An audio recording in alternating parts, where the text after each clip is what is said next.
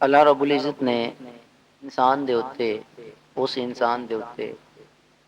جس انسان نے اسلام دا دامن تھام لیا ہے، کچھ احکامات فرض کر دیتے نے کہ بھی انہاں احکامات تو باہر یا انہاں تو علاوہ تو کوئی عمل نہیں کر سکتا، اور اس دی رہنمائی واسطے اس دے منزل کہ بھئی انسان جڑے منزل دے حصول واسطے جاندا پیا ہے وہ کہڑے راہ تے چلے اور کس نو راہبر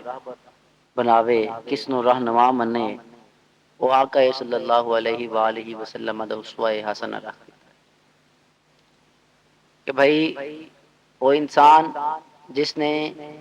حضور صلی اللہ علیہ وآلہ وسلم دا کلمہ پڑھ لیا ہے، وہ اے نہ سوچے کہ میں جس طرح شتر بے مہار ہوندا ہے اس طرح پھردا رہواں گا، عمل اپنی خواہشات کے مطابق کردا رہواں گا، میرے تے کوئی حدود اور قیودات نہیں لگایاں جاون گیاں، کوئی یہ نہ سوچے، بلکہ کی ہے کہ بھئی وہ جس وقت حضور صلی اللہ علیہ وآلہ وسلم دا انہیں کلمہ پڑھ لیا ہے اور حضور صلی اللہ علیہ وآلہ وسلم دے ہر ہر فرمان دے تابع ہو گیا ہے کہ بھئی او اس طرح دا کوئی عمل نہیں کر سکتا جڑا شریعت مصطفیٰ تو باہر ہوگا، بلکہ جس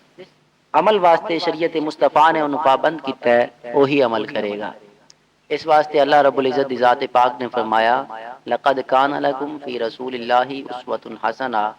کہ تحقیق تواڈے واسطے رسول اللہ صلی اللہ علیہ وآلہ وسلم دی زندگی دے اندر کامل نمونہ ہے۔ مالک کائنات نے فی رسول اللہ نو ویکھیے کہ بھئی اللہ رب العزت نے حضور دی زندگی دے اندر کامل نمونہ رکھ دیتا ہے، کس واسطے، کس شخص واسطے، اس شخص واسطے جڑا اللہ رب العزت نو ملن دی امید رکھدا ہے، اللہ رب العزت دی ملاقات دی امید رکھدا ہے، یا اللہ رب العزت دی ملاقات دا شوق رکھدا ہے، اس دے اندر اشتیاق ہے کہ بھئی اس جہان تو بعد ایک اور جہان آن والا ہے، اس وچ جاواں گا، مینوں اس ذات نال میری ملاقات ہوے گی جس ذات نے مینوں پیدا کیتا ہے، جس ذات نے مینوں انعام و اکرام نال نوازیا ہے، اے جڑی میری ذات میرے تے انعام و اکرام کردی پئی ہے، منعم حقیقی نال میری ملاقات ہوے گی۔ والیوم الآخر، اور آخرت دے دن تے بھی یقین رکھدا ہے، امید رکھدا ہے کہ اس جہان تو بعد ایک پچھلا جہان بھی آن والا ہے جس دے وچ ساڈی زندگی دی باس پرس ہوے گی، جڑے جڑے میں اعمال اتنے کر کے جاندا پیاں اس دی اللہ رب العزت پوچھے گا کہ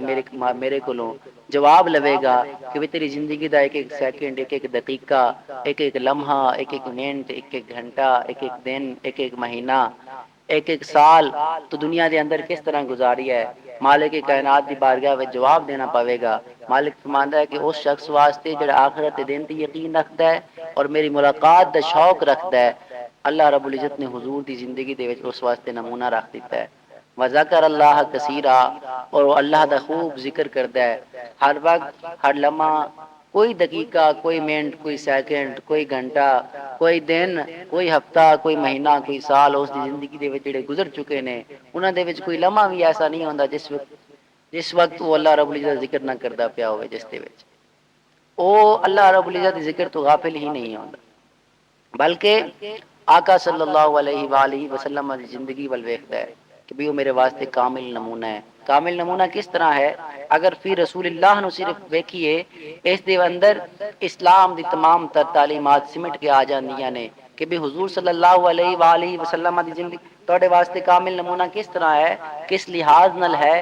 معمولات دے لحاظ نال حضور صلی اللہ علیہ وآلہ وسلم دی زندگی ساڈے واسطے کامل نمونہ ہے۔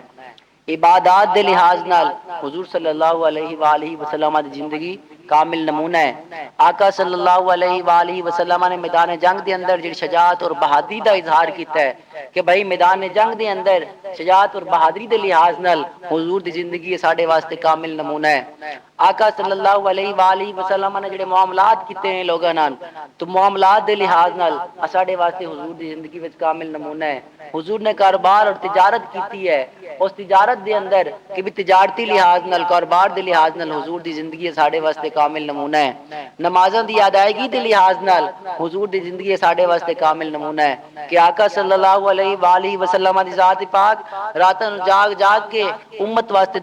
دعاواں کردے سن اللہ رب العزت دی عبادت کردے سن اور تہجد نماز ادائیگی تہجد دی ادائیگی کردے سن نماز تہجد دے وچ کی ادائیگی دے لحاظ نال حضور دی زندگی ساڈے واسطے کامل نمونہ ہے